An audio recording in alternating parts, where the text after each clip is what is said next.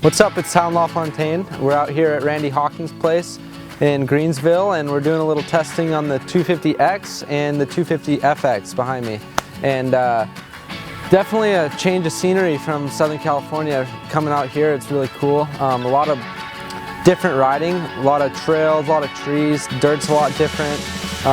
We're not really exposed to trees and roots and tacky dirt and rocks and water crossings and stuff like that, and that's kind of where these bikes shine and where they're meant to be ridden.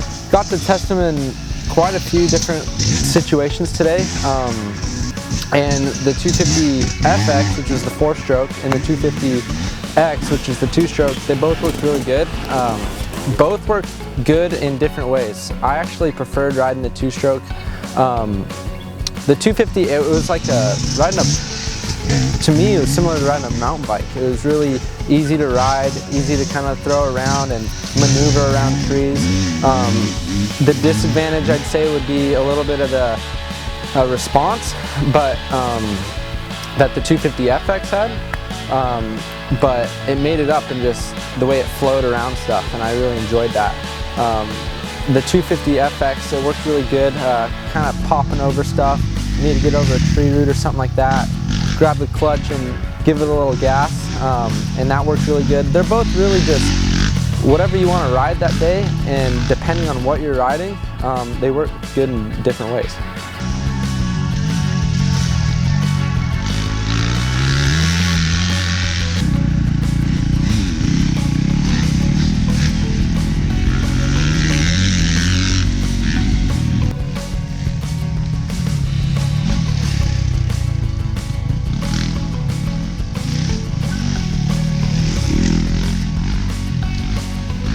So basically the main difference between the 250F and 250FX is this is just made to be a lot more comfortable to ride out here. It's a bit softer. The 250F is going to be bouncing off stuff a little bit more. It might have a little too much torque, whereas this is going to be softer, a little easier to ride.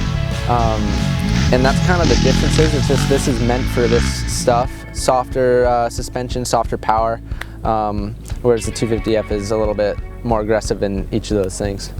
The 250X, which is the 2-stroke, it's just meant for this stuff a little bit more.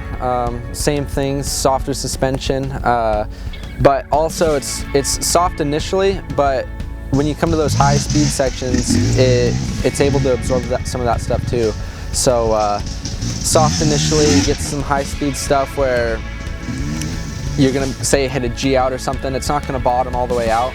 It works well in that stuff, and just it's really compliant in that and smooth.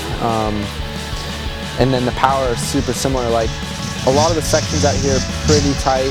You're gonna be dodging trees, and then it was slick too. But I was surprised at how much I could lug the 2-stroke around, and it still just kind of tractor up hills, just motor over little bumps and rocks and roots and stuff like that. I was really impressed with that. Had a lot of fun. I'd say if I was going to pick a bike, I'd actually pick the 2-stroke to come ride out here. I think I was really impressed with that bike.